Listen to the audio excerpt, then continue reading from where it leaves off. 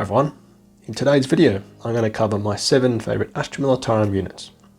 Criterium used is the model's look, the supporting lore or story and its tabletop rules.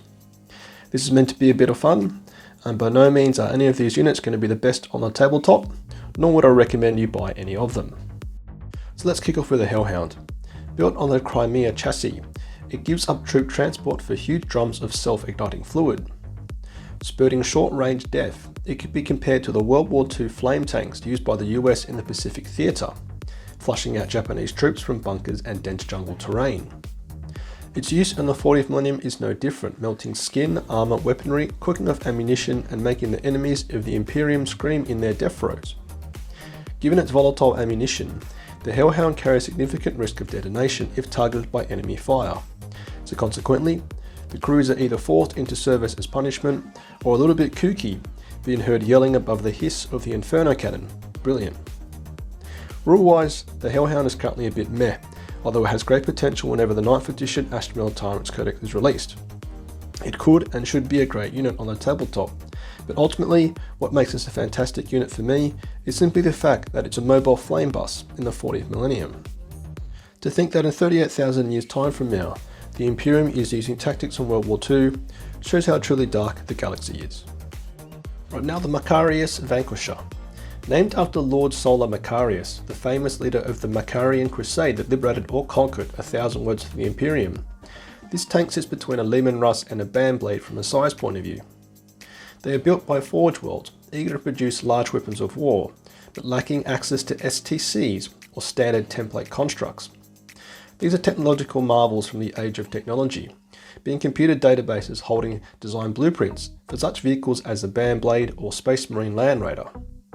The Macarius is nonetheless a monstrosity, normally sporting a twin battle cannon, front sponson heavy stubbers, and side sponson heavy flamers, heavy bolters or heavy stubbers. The Vanquisher, as its name suggests, has 2 Vanquisher cannons, which are described as tank destroyers, and its tabletop rules certainly support this. Heavy 2, strength 16, AP-4, flat 9, that's right, flat 9 damage.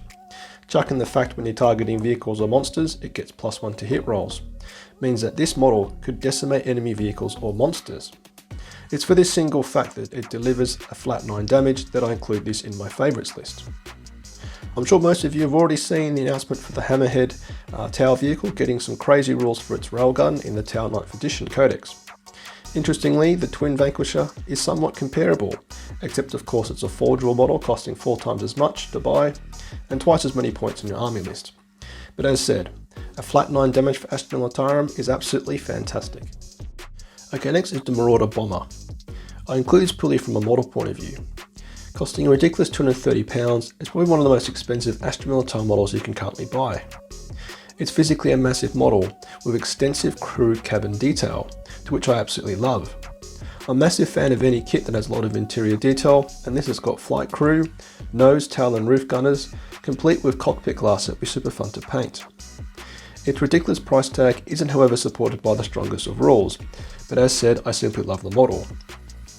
From a lore point of view, it does get mentioned in some novels, and I know it's briefly mentioned in the Gaunt's Ghost novel Straight Silver, with them doing bombing runs against traitor forces on the planet Axia Cardinal. It's a gritty story of mass trench warfare, intimately describing death and decay on an industrial scale. Great read. So yep, a great model that I would definitely buy for the spare £230 and wanted to battle away with a 100% resin kit. Yippee. On the topic of Gaunt's Ghost, they are my next favourite. I've read several of the books and it's great to see characters brought to life on the tabletop. Aside from Gaunt, who should have a power sword, not a chain sword, the models look fantastic, and the unit's tabletop rules do a great job of bringing to life their story. The ghosts hail from the now dead world of Tanith, and they are known as ghosts as they have no home. Their regiment is referred to as the First and Only, being the first and last regiment to be raised from Tanith before its destruction at the hands of Chaos. Being led by Colonel Commissar Imbram Gorn makes them unique, given commissars are usually sat outside of the chain of command. Commissar Gaunt has their complete respect, leading by example and camaraderie, as opposed to fear and execution. They excel at scouting operations, applying the experience they have learnt from Tanith with its challenging woodlands environment. Ghosts never get lost, and are masters of camo and concealment, using their famous camel cloaks to seemingly disappear into their surroundings. On the tabletop, they have a rule where they can't be targeted more than 18 inches away, and if within 18 inches they are -1 to hit. Further, they add 1 to their saving throw if receiving the benefits of cover.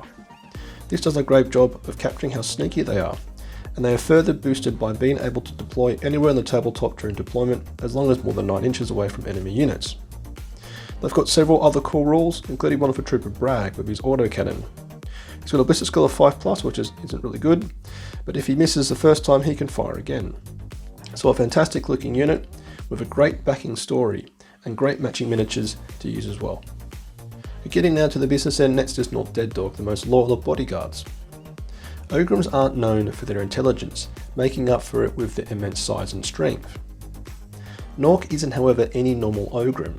He can count to 4, can string together a sentence, and can even write his own name, making him a genius as far as his adhumans are concerned. Time and time again, he has shown that he is the very best at protecting the officers put under his bodily protection, earning himself a chest full of medals. His ferocity as an individual fighter is also well known, blasting away with his ripper gun, slashing with his huge knife, or simply laying with a good old-fashioned headbutt. His tabletop rules support this with his bodyguard rule, where on a 2+ he takes a mortal wound instead of the officer. He can perform a single headbutt per turn, and this carries the same rules as a Lemon Rust battle tank cannon, which is brilliant. Also, if he dies in the fight phase, he can immediately fight again, throwing down another 4 attacks into the mix. What a lad. However, my favourite aspect of him is the simple fact that you can yell "Not Dead Dog" on the tabletop whenever you move him around. Sometimes the simplest things are most important. Okay, so number 2 is the Man the Mystery Sly Marbo. This Catachin hero is often referred to as a one-man army, being able to operate completely independently, move with great strength, and cause disproportionate damage to the enemy. A lone operator, he carries a ripper pistol that looks to be silenced, and also like a Mach 10 machine pistol. It fires metal shards covered in toxins, with a similar approach applied to his Catachin knife, which is more of a sword and covered in toxins. A total loner, Sly's reputation for being a stone cold killer, appearing only to receive orders, and then sinking back in the terrain, only to be heard from again at reports of gunfire or explosions being heard near enemy strongpoints or patrol areas. Other Catachins aspire to be like him, with promising young troopers being labelled as the next Sly Marbo. His representative miniature looks fantastic, complete with flat top haircut, cigar, dead orc's head, detonation box, and a suitable array of equipment on his belt. His tabletop rules are also a good representation of his abilities, being able to reappear and disappear on the tabletop, detonate explosives, or immediately fire a pistol. He's got the same weapon score plus skill as an assassin at 2+, and he always wounds infantry on a 2+, so he's actually probably the most deadly Astra Militarum model against enemy infantry units. Another thing which is also cool is that his name, Marbo, is an anagram for Rambo, and Sly is also the first 3 letters of the actor Sylvester Stallone, who plays this movie character Rambo. Awesome. Okay, now very lastly, the Death Strike missile. Designated Ordnance Exterminus, this intercontinental ballistic missile can travel great distances to pinpoint accuracy. They are slow-moving monstrosities that often are given fighter escorts to avoid them being intercepted by enemy aircraft. Its warhead can be customized to be either a biological, nuclear, Titan Hunter Godspear, plasma warhead, or the rarest of them being a vortex warhead. This tears apart the very fabric of time, causing an interdimensional rift with the Imperium, ripping the target to atoms. Such destructive forces require the highest level of authority before deployment, and the weapon's manufacture and battlefield deployment require significant labour and material investment. The cogboys of the Adeptus Mechanicus will spend days, if not weeks, chanting prayers to the machine spirit, and soaking each component in sacred unguents to ensure optimal performance with his holy weapon of the Omnissiah. The model itself looks fantastic, looking like a Russian atomic weapon at a propaganda parade, and its tabletop rules, while absolutely terrible in 9th edition, could rack outstanding damage if you're lucky enough to roll a 6 in turn 2, delivering heavy 3d6 with every hit delivering mortal wounds. Fantastic. I think the pure excessive damage this vehicle is capable of unleashing is what appeals to me the most. The 40th millennium is a grim dark place where there is only war, but even still, there are limits to the destructive nature of the Imperium, with the death strike only being authorised in the most direst circumstances. A true irony in what is an era of pure violence. Lovely. Right, so there you have it. My 7 favourite Astra Militarum units. What do you think, and what are your favourite units in the Imperial Guard? Let me know in the comments. As ever, if you want to show me some love, you can do so with a like, comment, or by subscribing, a YouTube super thanks, or joining my Patreon platoon. But always remember that just by watching the entire video really helps, as it means YouTube will show this video to other people who may find it interesting. Thanks for watching.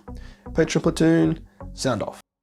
Lieutenant Mitchell, Colour Sergeant DuPont, Sergeants Brady, Adal, Gilliam, Merrill, Veterans Gibson, Hall, Lundeen, Witten, Guardsmen Combs, Glenn, Hills, Nitton, Nguyen, Smith, Tom, Tompkin.